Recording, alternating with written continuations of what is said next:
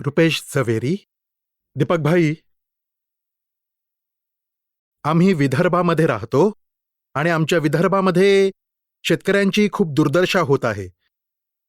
कधी चुकीची पिकं घेतल्याने, कधी चुकीच्या निर्णयांमुळे त्यांचे खूप सारं नुकसान त्यांना सहन करावं लागतंय. आता ह्या नुकसानामुळे त्यांचं आयुष्य उद्ध्वस्त व्हायची वेळ आलेली आहे. मी इथे त्यांचा एक प्रतिनिधी म्हणून आपल्याला एक प्रश्न विचारू इच्छितो दीपक भाई. आम्ही आमच्या शेतातल्या उत्पादनांच्या वाढीसाठी खूप जास्त प्रमाणात रासायनिक खतांचा उपयोग करतो, ज्यामुळे खूप जास्त जीवांची हत्या होते. मग ह्याला गुन्हा म्हणायचं का? कारण त्याशिवाय आमच्याकडे काही पर्यायही नसतो. त्याशिवाय आम्ही शेती कशी करणार? थोडं मार्गदर्शन करावं. आता कसं आहे की जे करावं लागतं ते जरूर करा. आणि उत्पादन वाढवून आपण लोकांचा फायदाच करून देतो. काही जीवांची हत्या होते. ₹1000 प्रॉफिट असेल आणि ₹300 लॉस होत असेल, तर हां, त्या ₹300 लॉस होतो, जीवांची हिंसा पण त्यासाठी एक उपाय आहे. रोज जेव्हा रासायनिक औषधं फवारावी लागतात ना, तेव्हा रोज त्यावेळी रात्री 10-15 मिनिटं बसून पश्चात्ताप करा, की हे भगवान ज्या कोणाही इष्टदेवतांना मानता, म्हणजे औषधांमुळे ज्या कोणा जीवांची हिंसा झाली आहे, मनापासून मी पश्चात्ताप करतोय, आम्हाला क्षमा करा आणि अशी चूक होऊ नये अशी मला शक्ती द्या. काम करण्याची जबाबदारी असेल किंवा कर्तव्य असेल, आवश्यकता असेल तर पूर्ण करा. पण आतून प्रतिक्रमण करत राहा. त्यामुळे दुसऱ्या जन्मातली जबाबदारी खूपच कमीही होईल आणि ह्या जन्मामध्ये थोडंफार नुकसान होईल, पण पुढच्या जन्मासाठीची सेफ साईड होईल. आणि आता जे करताय ते तर कर्तव्यच आहे. बचाव नाहीये त्यापासून. हां, काही लोकांनी ऑर्गॅनिक शेती चालू केली आहे. ऑर्गॅनिक शेतीतून सुरुवातीला असं वाटतं, की फायदा कमी होतोय. पण 1.5-2 पट भावाने ते प्रॉडक्ट्स विकलीही जातात. ऑर्गॅनिक शेतीमध्ये सगळं ऑर्गॅनिक मटेरियल असल्यामुळे प्रोटेक्शन मिळू शकतं आणि जीवहिंसाही कमी होते. आणि दीपक भाई, ही जी अतिवृष्टी होते, खूप पाऊस होतो, त्यामुळे सुद्धा पिकांचं खूप नुकसान होतं. तर याला जबाबदार कोण आहे?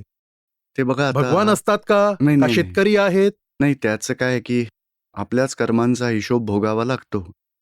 जेव्हा पूर येतो, तेव्हा कधी 25 लोकांचं नुकसान होतं, पण तिथे बाजूच्या 15 लोकांचं काहीच नुकसान होत नाही, वाचतात. मग हे कोण करतं? आपल्या कर्मांचा हिशोब आहे हा. आपल्या आपल्यासमोर जी परिस्थिती येते, त्यात समताभाव ठेवून जबाबदारी, कर्तव्य पूर्ण करायची गरज आहे. कोणाचाही रागद्वेष करण्याऐवजी जी काही परिस्थिती आली आहे, त्यात समताभाव ठेवून कर्तव्य पूर्ण करा.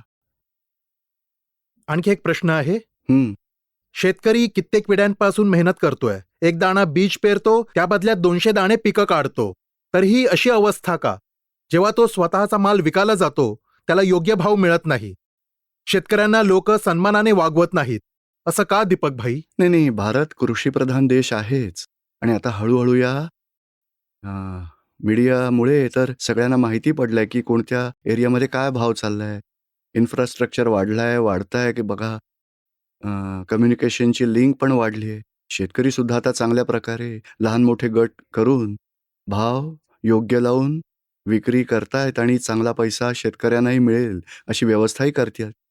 म्हणजे जे काही होत आहे, दादाजी म्हणायचे, की हिंदुस्थान संपूर्ण जगाचं केंद्र होणार आहे आणि तसं होत आहे आणि किती सुविधा वाढतायत, कम्युनिकेशन वाढतंय, मीडियाचाही फायदा शेतकऱ्यांनाही आता होतोय.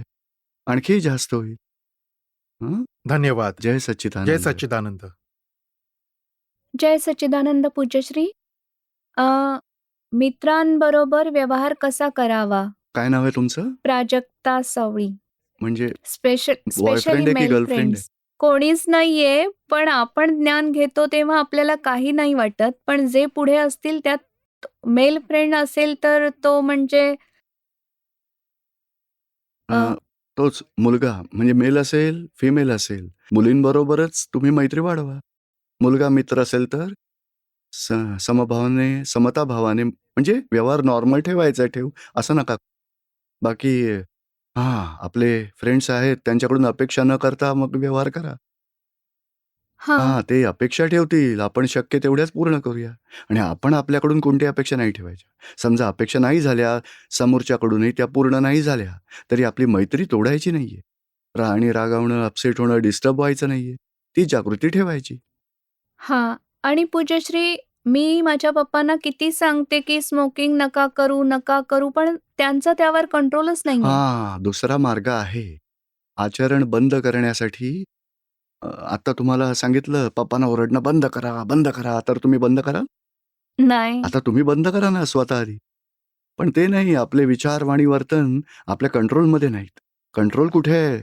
समजा पंखा बंद करायचा आहे, तर टेबलवर टेबल ठेवून काहीतरी घेऊन जबरदस्तीने तो लावून ते बंद करतात का? दुसरा मार्ग आहे सांगा मला, आहे ना? दुसरा असतो.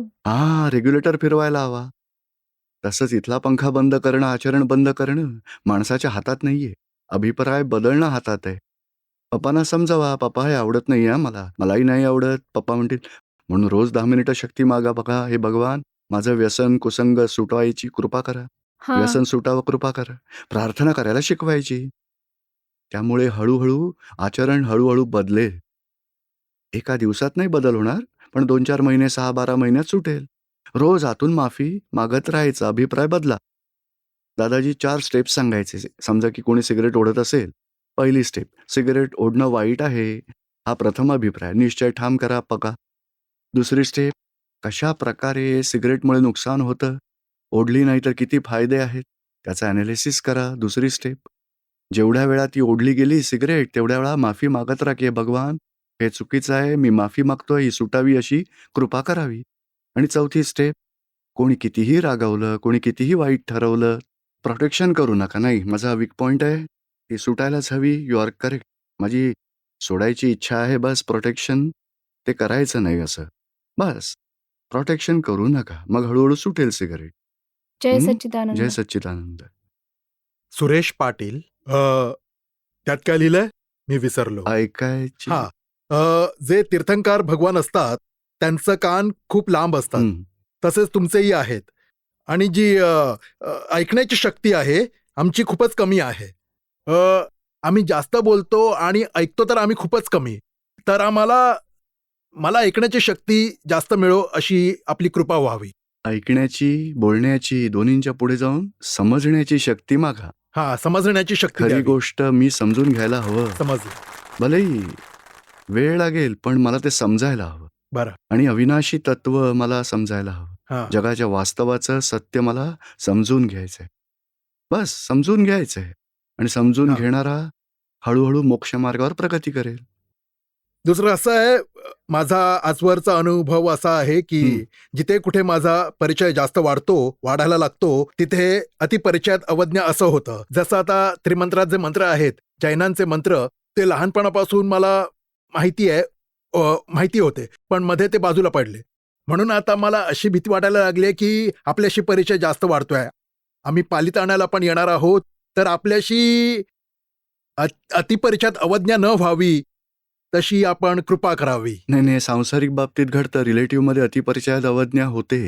हे रिअल आहे. रिअलमध्ये अतिपरिचयामुळे पूर्णाहुती होते. ते पूर्णत्वाची प्राप्ती होईल. काही घाबरायचीच गरज नाही. हे प्रशस्त प्रेम आहे. सांसारिक प्रेमात, सांसारिक मोहात रिॲक्शन येतात. जेवढा परिचय वाढतो, तेवढ्या अपेक्षा वाढतात आणि अपेक्षा पूर्ण नाही झाल्या तर भांडणं होतात मग.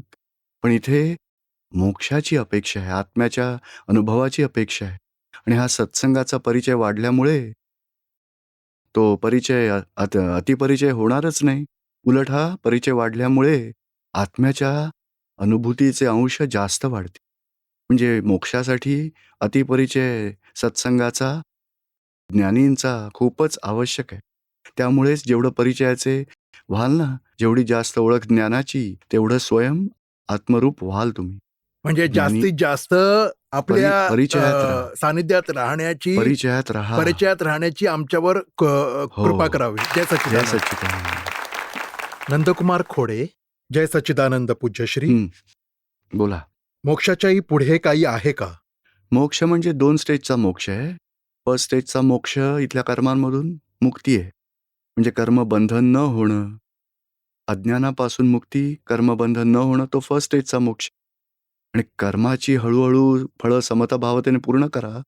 नवी कर्म बांधली नाहीत, तर अल्टिमेट मोक्ष म्हणजे निर्वाण झाल्यानंतर मोक्ष मिळतो.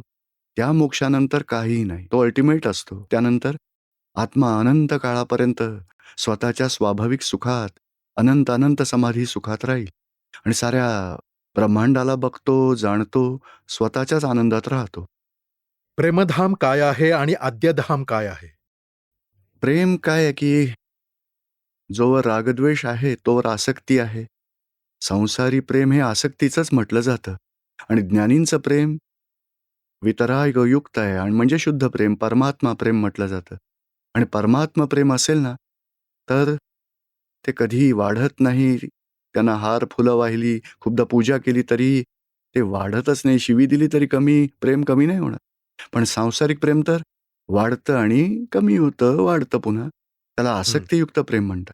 आणि हे शुद्ध प्रेम कधीही वाढणार नाही, कधी घटणार नाही. एक समान राहणार एकाच प्रमाणामध्ये. ज्ञान निरपेक्ष, घेतल्यानंतर कोणती अपेक्षा नाहीये, काही रागद्वेष नाहीये, काही दुःख, दोषदृष्टी नाही. नो कंडिशन, प्युअर प्रेम.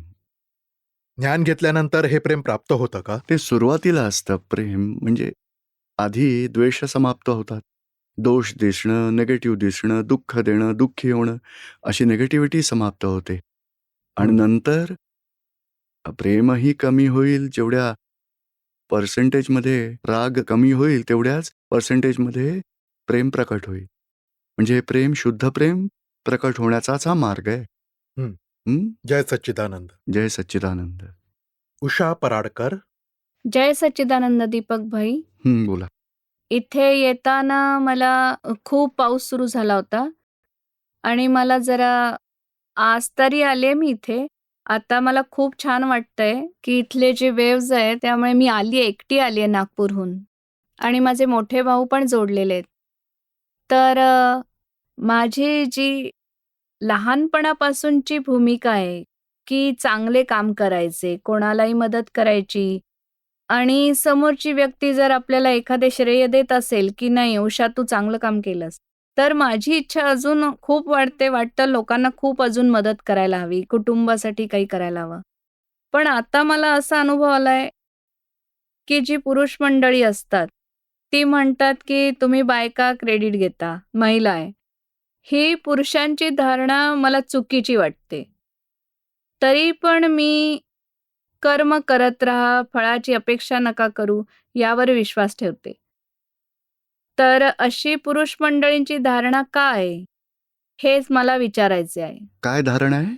म्हणजे आम्ही स्त्रियांचं चांगलं काय? काम करतो. महिला घर चालवतात, बाहेरचं पण बघतात. पण जेंट्सला वाटतं, की त्या साऱ्याचं श्रेय घेतात. श्रेय हां. घेतात. आम्ही लोकच तर करतो, ते जे करायचं नाही, ते. नाही. ते श्रेय तर मनुष्य पुरुष पण घेतात, स्त्रियाही घेतात. कारण अज्ञानात आहे, अहंकार आहे. जे काही होईल चांगलंच होणार, त्यामुळे गर्वरच येणार. पुरुष असो किंवा स्त्री. म्हणजे ती मुख्य गोष्ट नाहीये. आता आपल्याला हे कळायला हवं, की स्त्री ही आपल्या जागी करेक्ट आहे, पुरुषही त्याच्या जागी करेक्ट आहे. जर घरामध्ये बायकोच नसेल, तर घर धर्मशाळेसारखं बनेल. होय. इकडे हे पडलं असेल, तिकडे कपडे पडले असतील, इकडे चहाची मांडी असतील, कोणीच बघणार नाही तिकडे. घर आहे, पत्नी आहे, स्त्री असेल, तर घर सुव्यवस्थित ठेवू शकते. म्हणजे दोघांचीही गरज आहे. ते कॉम्बिनेशन आहे. होय. एक म्हणेल, की मी असा राहू शकतो, याची गरज नाही, असं नाहीये. दोघं एकमेकांसाठी पूरक आहेत आणि परस्पर एकमेकांना मदत करतात.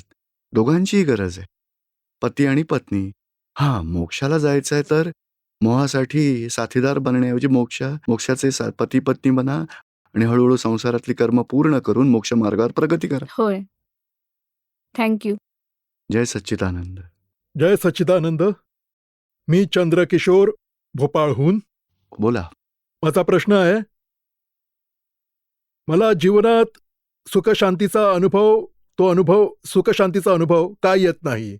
आणि दादांचं ज्ञान काय आहे आणि मी ज्ञान का घ्यायला हवं? या सुखशांती आनंदाच्या अनुभवासाठीच ज्ञान घ्यायची गरज आहे.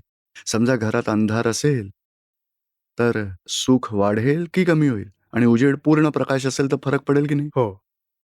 अंधारात आपण ठेच काढतो, कधी कोणी पडतं, कोणाचं काही नुकसान होतं. जेव्हा अंधार असतो, तसा अज्ञान आहे, तोवर क्रोध, मान, माया, लोभ, मोह, विकार सगळे एकमेकांना दुःख देत राहतात अज्ञानतेमुळे. ज्ञान मिळाल्यावर राग, द्वेष, क्रोध, मान, माया, लोभ समाप्त होतात, मुक्त हां. होत जातात त्यातून. म्हणजे दुःखांपासून कषाय म्हणजे क्रोध, मान, माया, लोभ आहेत, तोपर्यंत दुसऱ्यांचेच दोष दिसतात.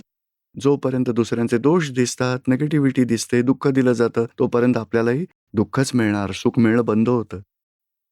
पण हां. दुसऱ्यांना दुःख देणं बंद होईल, इतरांचे दोष पाहणं बंद होईल आणि सगळे निर्दोष दिसतील तेव्हा आनंद वाढेल. हां. या ज्ञानामुळे निर्दोष दृष्टी मिळते, दुःख देण्याचं बंद होतं, त्यामुळे स्वतःचा आनंद वाढतो. एक आणि प्रश्न ज्ञान हे त्यासाठीच घ्यायचं आहे. हां. पण अज्ञानात आहे तोवर कर्मबंधन आहे. दुसरा जन्म घ्यावाच लागणार संसारात. जन्मजन्मांतरी भटकत राहणार. म्हणून ज्ञान त्यासाठीच घ्यायचं आहे, की जन्ममरणाच्या फेऱ्यातून हां. कायमची मुक्ती मिळावी. हं. शिवाय या जन्मातल्या तमाम दुःखांपासूनही मुक्ती मिळावी आणि पुढच्या मरणाच्या फेऱ्यांमधूनही मुक्ती मिळावी. होय. एक प्रश्न आणखी होता. हं. फाईल 1 आणि फाईल 2 मध्ये जे मतभेद असतात, मतभेद मनभेद असतात, तर हे कोणत्या कारणांवरून पुन्हा होतात आणि त्यावर उपाय काय आहे?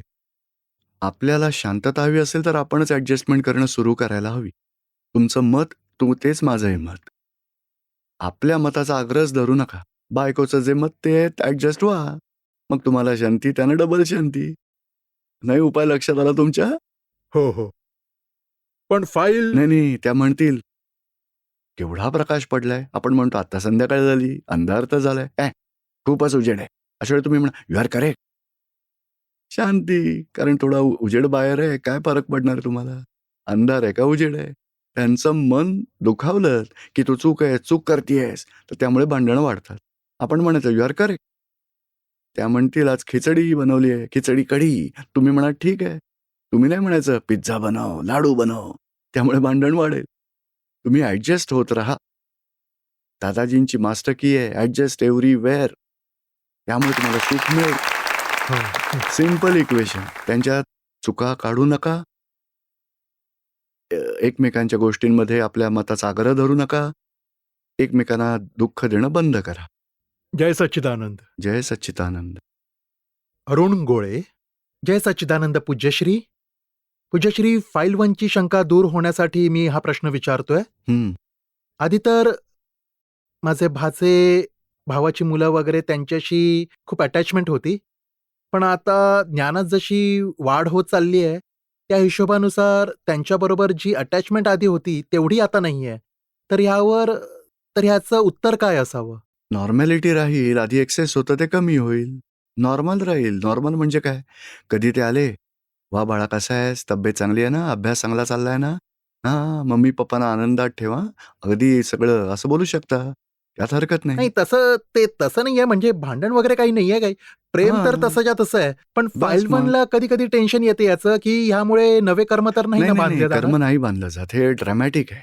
विषय पूर्ण करण्यासाठी आणि शुद्धात्म्याप्रती प्रेमभाव ठेवा. भाचाही रिलेटिव्हमध्ये, रिअलमध्ये शुद्धात्मा आहे. हां, भाचा तो तर रिलेटिव्हमध्ये, रिअलमध्ये शुद्धात्मा. म्हणजे आत्मदृष्टी ही एक राहील आणि व्यवहार मामाचा किंवा काकाचा जे करत राहायचं. आता हे हां, 15 प्रेमाने दिवस आणि आपण भावना ठेवायची. ते लोकही अध्यात्म मार्गावरून चालवत. त्यामुळे जीवनात खूपच शांती राहील. तमाम दुःखांपासून मुक्ती मिळेल त्यांनाही भविष्यामध्ये. आता 15 दिवसांपूर्वीच मुलीला मुलगा झाला, मी आजोबा झालो. पण तरीही आधी जसं वाटत होतं, की खूप मजा येईल, असं-तसं. पण यावेळी अशी अटॅचमेंट काहीच वाटत नाहीये. बोलायचं नाही. मनात समजून घ्यायचं आणि मुलीचा मुलगा आला. हां, कसा दादा भगवानांचा असीम जय जयकार हो. नाही, करता ते सगळं सगळा करतोय, ड्रामा पण म्हणून जे पूर्ण करा. आधी जी अटॅचमेंट होती ना, आता म्हणायला आजोबा झालोय. हो, हरकत जे नाही हो. आधी या वाटतं, आता अटॅचमेंटमुळेच नाही. मग भांडणं होतात. तेच. आधी आता तर तेच अटॅचमेंट होत होतं. नाहीये तरी प्रेम आहे. तेच. हां, हे बघा 2 गोष्टी आहेत. अटॅचमेंट असेल, अटॅचमेंट म्हणजे काय जिव्हाळा. जे म्हणजे काय अपेक्षा. राइट. अपेक्षा म्हणजे मोह आणि त्याची रिएक्शन येणारच. बरोबर, आणि अटॅचमेंट नसली तरी प्रेम आहे. बरोबर. प्रेमात रागद्वेष नसतात, मोह नसतो. पण आत्मदृष्टी शुद्ध असते. हा ते सगळं बरोबर. शुद्धात्म्याच्यासाठी प्रेम. सर्वांना निर्दोष आणि शुद्धात्मा स्वरूपात बस. जेव्हापासून बघणं चालू केलंय तेव्हापासून शांती एकदम वाढली आहे. मग बरोबरच आहे. योग्य मार्गावर आहात तुम्ही. जराही शंका वाटून घेऊ नका. आपण पुण्यात म्हटलं होतं आता बाहेर बाहेर चर्चा नाही करायची. नाही, नाही. मला काही आसक्तीच नाही आता. नाही मला नाही आता नाही कुठला नाही. मोहच नाहीये. नाही. नाहीतर लोकांना वाईट वाटेल. नाही. बिघडले. डॉक्टरांकडे घेऊन जातील. नाही, सायकॅट्रिस्टकडे नाही. सांगायचं की आमचं नाही. प्रेम आहे. मला खूप सगळ्यांची मी प्रेमाने अगदी सगळ्यांबरोबर राहू शकतो. पूज्यश्री, एक अजूनही- लहानसा प्रश्न आहे. महाविद्या क्षेत्राविषयी थोडंसं सांगावं. ही आपली दुनिया आहे. त्याला भरतक्षेत्र म्हणतात. तशी ब्रह्मांडात मध्यालोकात तशा 15 दुनिया आहेत. 5 महाविद्य, 5 भरतक्षेत्र, 5 ऐरावत क्षेत्र. आपल्या दुनियेला भरतक्षेत्र म्हणतात. तर सिमंदर स्वामी भगवान, महावीर भगवान आपल्या दुनियेत तीर्थंकर होते 2500 वर्षांपूर्वी. आता निर्वाण होऊन मोक्षास निघून गेले. त्यामुळे आपल्या दुनियेत आता कोणी तीर्थंकर नाही. आणि तीर्थंकर नसतील तर मोक्ष नाही होऊ शकत. तर आता मोक्ष मार्ग आहे, पण मोक्षाची प्राप्ती होणं दुर्लभ आहे. मोक्ष कसा मिळेल? तर महाविद्य क्षेत्रात सिमंदर स्वामी भगवान हजर आहेत. केवलज्ञानी परमात्मा आणि वर्तमानात तीर्थंकर भगवान आहेत. तर आपण त्यांची आराधना केली, भक्ती केली आणि इथले राग, द्वेष, मोहाचे ते हिशोब पूर्ण करत गेलो सगळ्या व्यक्तींसोबत, तर इथल्या आपल्या जन्मातला हिशोब पूर्ण झाला की आपला दुसरा जन्म महाविद्य क्षेत्रात सिमंदर स्वामींच्या शरणी आसपास होणार आहे. आणि तिथून पुढे मोक्ष खुला आहे. तिथे त्यासाठी म्हणून त्यांची आराधना, भक्ती समजून करण्याची गरज आहे. करतो रोज करतो. पण तिथली दुनिया कशी आहे ते जाणून घ्यायचं होतं. तिकडे असं आहे, स्त्री, पुरुष, राजा, राणी सगळे आहेत. पण तिकडे सुषम काळ आहे. म्हणजे आयुष्य खूप जास्त आहे, हाईट खूप मोठी आहे, संसारी सुखही खूप आहेत. आणि इथे दुषम काळ आहे. म्हणजे हाईट कमी आहे, दुःख वाढत जातं आणि आयुष्य कमी होत जातं, आणखी कमी होत जाईल. पण हा दुषम काळ, तो सुषम काळ. आणि तिकडे तीर्थंकर कायम एकानंतर एक होत राहतात. म्हणजे इथून आपण तिकडे पोचलो तर तिथून मोक्ष कायमच खुला आहे. जय सच्चिदानंद. लावण्या खोपे, जय सच्चिदानंद. दीपक भाई, मला क्रोध खूप येतो कोणावर येतो? मुलांचा. शेजाऱ्यांच्या मुलांचा येतो का नाही. घरात? माझी मुलगी 9 वर्षाची आहे आणि ती 9 वर्षाची आहे ना, मग ऐकत नाही तर? ती माझं ऐकत नाही. नाही, नसेल ऐकत तर ऐकवायचं नाही. आपण ऐकवतो म्हणून, जास्त वेळा ऐकवतो म्हणून नाही ऐकत. म्हणून आपण बोलणं कमी, बंद करून टाकायचं बोलणं. गरज असेल तेवढंच बोलायचं. बाळा चल, जेवण तयार आहे, ये लगेच, चल बरोबर एकत्र जेवूया, पळत येईल. काय करतेस? तो गेम बंद कर, हे बंद कर, ते बंद कर, हे कर, ते नको करूस. पूर्ण दिवस किती वेळा आपण बोलत राहतो? हे कर, ते नको करूस, हे नको करूस, हे कर. आत्ता हे कर, हे नको करूस. ते ऐकून बघा, एका कपातल्याच्यात किती साखर घालायला हवी? गोड होण्यासाठी 1 12 चमचा. चमचे? नाही, 20 चमचे? 1 30 ना? चमचा. किती घालायला हवे? 1 मग चमचा. मुलीला किती वेळा ऐकवायचं? एकदा. मग तुम्ही चेक करा, मोबाईलमध्ये ठेवा किती वेळा ऐकवलं, नोट करा. म्हण 1 चमचा साखर विरघळेल चहामध्ये, बाकी तशीच राहील. तसे आपले शब्द मुलीच्या कानाबाहेर घुटमळत राहतील, काही आत शिरणारच नाही, कारण खूप जास्त ऐकवलंय तिला. आता शांतपणे आधी बोलणं कमी करा, गरज असेल तेवढंच बोला. आणि ती खेळतच बसतीये, दंगा करते, जिद्दी आहे, ऐकतच नाही. आक्षेप घेणं बंद करा, अभिप्राय देणं बंद करा. शुद्धात्मा पहा आणि प्रार्थना करा, तिला शांती लाभो, आम्ही प्रेमाने राहावं अशी कृपा करा. आणि जसजसा काळ जाईल ना, तसा व्यवहार चांगला होईल. जय सच्चिदानंद.